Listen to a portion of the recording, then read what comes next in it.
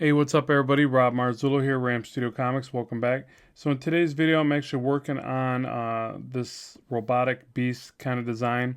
And what I wanted to talk to you about, I'm going to end up showing you a full time lapse of this later on, probably the next video or something after I have it completed. But what I wanted to talk to you about is kind of the process and explain to you why I think this can be a neat thing and kind of exciting to do and help you explore ideas, which is really great. But essentially what I did is I just rough sketched in a concept, very loose, very thumbnail-like, and then I refined it a little bit, but you can see let me pan back here and show you, it's pretty darn rough. You know, there's a lot of loose interpretation. Even with the warm-up sketches, they were just very loose, and well, that one's a little tighter, I guess, but pretty sketchy, you know. And then obviously went with something different for this one, but more insect robotic kind of combination to do more of a creature design. But anyways, the reason why I think this is real fun to do, so essentially I sketched it out, kept it very loose, and then toned back the pencils, and then now I'm using an ink pen, or just any brush that's set to look like ink, and then getting over here and finalizing the work. Now what I tend to do here is I have to lightly sketch in some areas, just like this. You can also do it point by point. I've seen people do that. You got to do these really light points. I actually just lightly sketch, find my line, and then I'll either do a smooth, consistent pull like that, which sometimes I can get, not usually over a long distance. It works better if I scale the screen down. Or I'll do a quick pull. So sometimes I'll do this and hit Command Z a few times to get it right, or even get a good start. And other times I just lightly sketch the line and slowly darken it. So there's just a few different ways to kind of, feel comfortable with that process. And I also have to, if I'm not feeling it as well, sometimes I draw my lines better. Other times I got to go back and edit them just a little bit. Make sure to grab the ink pen, or I think it's actually a dark pencil brush. But yeah, so this is a really neat way to do it, because what ends up happening, I'm talking now, so I'm going to lose a little bit of speed here as I try to explain to you what I'm thinking, what I'm doing. But you start to pick up some real speed, because you're actually kind of skipping a step or two. When you do all this refinement to your pencils, you lose some time there. Now you do commit to your ideas in a different way, I guess, is what I think is neat about this. This forces you to kind of think about what you're going to put down, then put it down. So like for instance with these, I'm kind of perceiving these to be indentations, or maybe raised, but I'm thinking indentations, so the shadow will end up going like up here. So it'll go shadow, line, or whatever, and that should make it look indented. Versus if I place the shadow on the other side in a different way, then I'll get the other reverse effect, concave, convex, or something like that. But anyways, for these series of shapes, I need a little bit better of a guide. So I'll just lightly sketch that in there like that, and then I'll just go to drawing it. So you're just forced to kind of commit and go to town, and not spend too much time revisiting the pencils, I guess. So it's a fun way to do your work.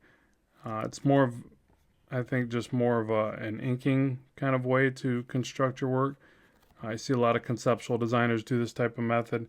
But yeah, it's something I haven't done as much of that I probably should.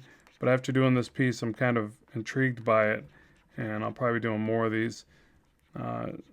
For nothing else, just the time saving, because generally a piece this detailed is going to take me a good 6-8 hours or something like that. And that's okay if it's going to be a full finished piece for, cover or something like that, or something that's going to be viewed at very closely.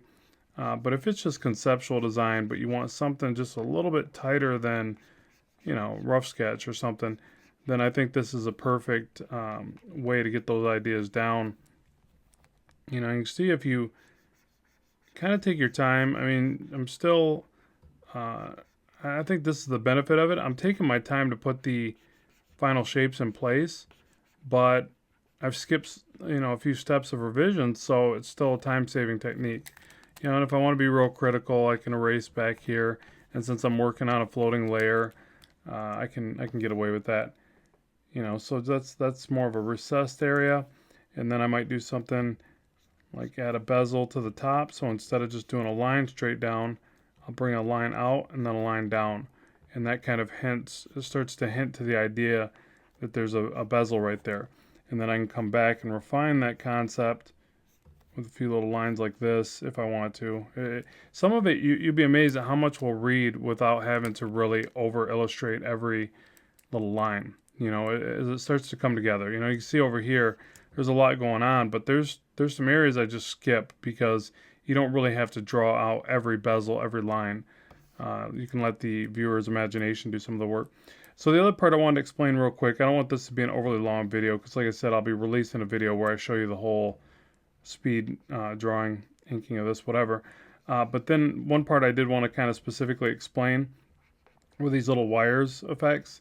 I love doing these. I've done these in comics for years. You know, every time I draw something techy, I would make sure to include this because I always thought it was fun.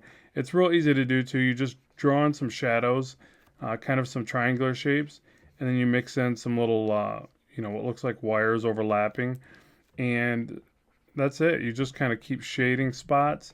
You want to vary up the shapes, so you want to do some curving one way, some curving the other, and with the shadows that you place in there, it will generally make it look like areas are receding behind other areas.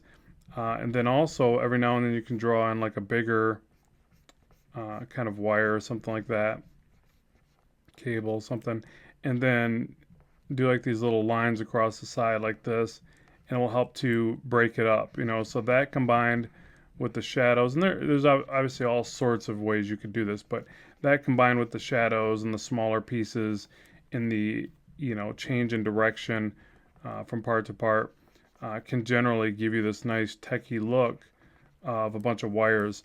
It looks almost like ridiculous, like would there really be that many wires, and if this thing was that high tech, would it need that many wires?